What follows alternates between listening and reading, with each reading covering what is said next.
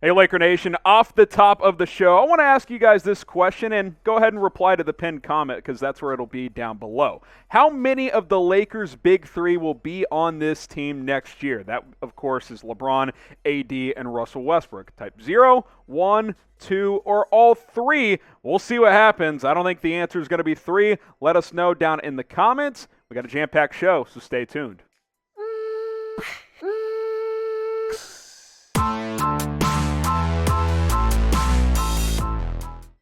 Welcome into the Lakers Report. I'm Harrison Graham filling in for Chase Sr. Jam-packed show. We'll get to all of these topics. Could LeBron pair up with Luka? Sounds like he might want to do that. Also, the latest on Russell Westbrook. Is he going to be back? Is he going to get traded, bought out? We'll discuss the possibilities. Anthony Davis, is he sticking around in L.A.? We'll explore that topic as well as some other roster moves that have gone down. Busy show like we mentioned. So go ahead and subscribe as we're trying to get to 43,000 subs ASAP because we do more videos like this on just about a daily basis. All right, let's get to LeBron James real quickly here. Injury update.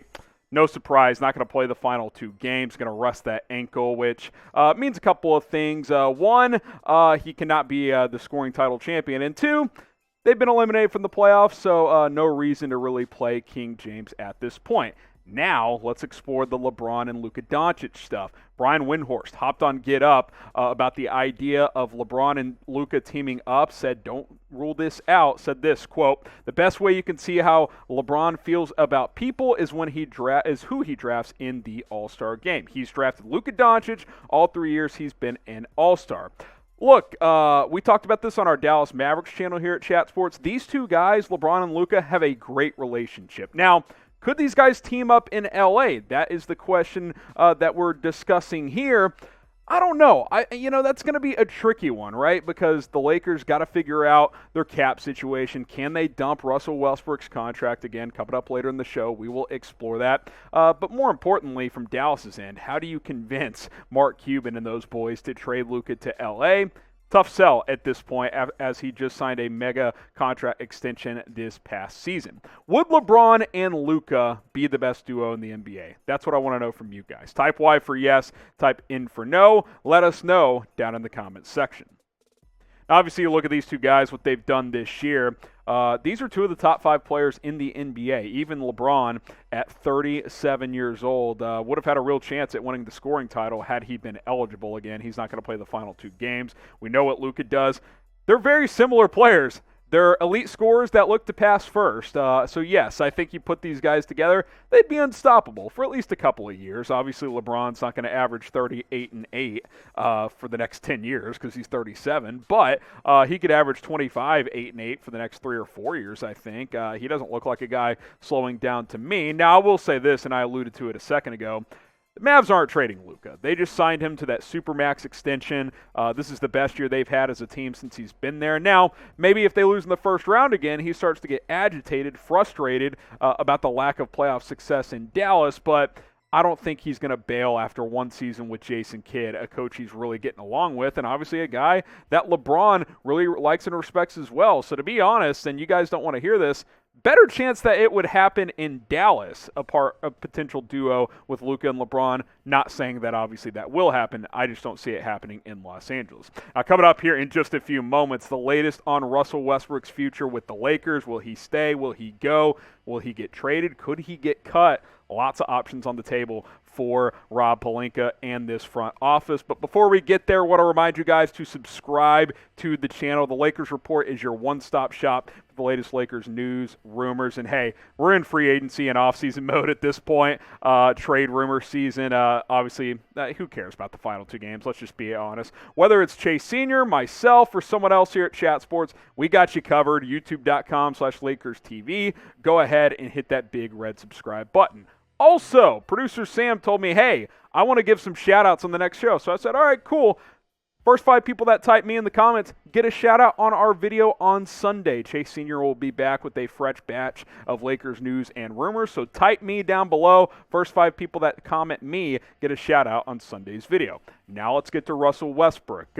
Marc Stein had this to say about Charlotte potentially being a trade destination for him. Quote, all-star guard LaMelo Ball is firmly ensconced as the Hornets' face of the franchise. Good word, Stein, and on-the-ball star. But one scenario making the rounds is a belief that the Hornets could emerge with Westbrook interest in the name of creating some financial flexibility. With the Hornets facing the onrushing expense of signing Miles Bridges to a lucrative contract extension this offseason, followed by the eventual prospect of a max extension for Ball, combining one of their long-term deals with the final season on Kelly Oubre's 2-year, $24.5 million pact, it, as an example, could function as a workable trade framework. Now, you want to connect dots here. We were talking about this in the office earlier. Russell Westbrook is a Michael Jordan athlete. Michael Jordan is the owner of the Hornets. They have a tight relationship. MJ inducted Russ into the Oklahoma Hall of Fame. It's not like they're pals and a couple times a year, they call each other on the phone. Like, these guys are really tight, talking about MJ and Russell Westbrook. So if there is an owner out there that would trade for Russ at this point, MJ would be at or near the top of that list. I think that's the ideal scenario. If you could trade him to a team, even if you don't get that much in return, if anything, clearing out that $45 million would be huge, because then you'd have some flexibility in free agency. Now, could the Lakers still cut or buy out Russ? Because these rumors have also been circulating, which that is not the preferred outcome. A buyout would be fine, but cutting him has ramifications. We'll tell you why here in just a few moments. But first, BetUS is our sponsor on today's show, and if you want to bet on some NBA playoff games coming up, you can go ahead and do that at chatsports.com/Lakers. Use promo code Lakers125 to get a 125% deposit bonus. Also, I know Laker Nation isn't going to be winning it this year, but NBA title odds are out and updated. The Phoenix Suns, a heavy favorite, plus 275 to win it all. I think the Milwaukee Bucks, the defending champs, at plus 550 might be your best value there. $10 to 155. You got Brooklyn at plus 650. I'm still amazed that Vegas has them as the third favorite when they have to play in the play-in tournament. Miami, Boston, plus 900. Then obviously the odds lower for the other playoff teams. Chatsports.com/Lakers, promo code Lakers125 to get a 125% deposit bonus.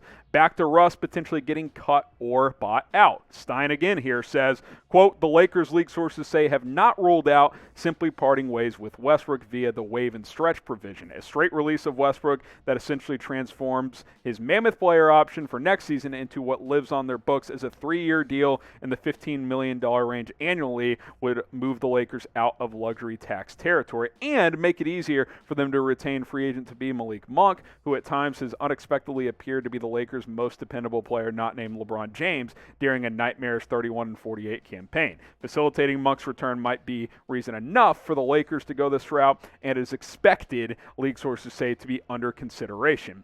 Let me just say this. I think this would be a disaster because remember Luol Deng, how he was on their books for years when they stretch waived him? You don't want that, man. Like, I get it. You don't want his $45 million cap hit, and if you literally have no other option, if no one will trade for him, and if you're still trying to win next year, I guess you have to go this route. But you really want to be having Russell Westbrook on your books 3 seasons from now at $15 million. It just handicaps you long term. It's not a good thing. If you can trade him, even if you have to give up a future first, I would do it, man, because that is just stretch waving Russell Westbrook would be the icing on the cake of this nightmarish, disastrous project of bringing him in here. Now, Ramona Shelburne had this to say on the topic. Here's an option. Westbrook considering a buyout of the final year of his contract, but at least for now, sources close to the 2017 MVP expressed pessimism he would do that. Westbrook is a prideful man. His swagger is both his sword and his shield, and he will not lay them down lightly. He is wary of the stigma that comes with accepting a buyout, one source close to him explained, but he also still believes he can contribute to a team at a high level, which, quite frankly, the last 3 weeks, Russell Westbrook's probably been this team's best player, but too little, too late. So what do you do with Russ? It's obviously been a disastrous season for him and the Lakers. Type C for cut him, type T for trade him, type K for keep him. I think if you had to power rank the 3 scenarios, it's T for trade, C for cut, K for keep. I don't see how you can bring him back next year, but let us know what you guys think down in the comments. Now, obviously, keeping Anthony Davis is still a good option because even though the last 2 years haven't gone to plan, he's a guy worth keeping if he can stay healthy. So let's explore it. Could AD return next year? Here's what he had to say on potentially getting traded, as the trade rumors have been flying around. I can't control those things. That's an upstairs thing, a Clutch Rich Paul thing, my agency. I mean, my job is to go out and play basketball. Obviously, I love it in LA. If that's something that they're considering, then we'll have a conversation about it. I don't know what they're talking about, what's the plan. I mean, I don't think they're planning on doing anything. I don't know, man. Fuck, I don't know. The end of that quote is kind of perfect microcosm of this season, right? Is what the hell happened? Who the hell knows what's going on? The Lakers are in a tricky spot. They really are. I mean, on paper, you'd like to keep the LeBron and AD duo together if you can move Russ and get some role players in here to help fill out that money to kind of deepen this roster. You'd like to go that route. But let's just be honest. While AD was great the title year and the raw numbers through his 3 seasons are still very good, he can't stay healthy. And when he has been on the floor the past 2 seasons, not the same guy. Remember when they won the title in the bubble?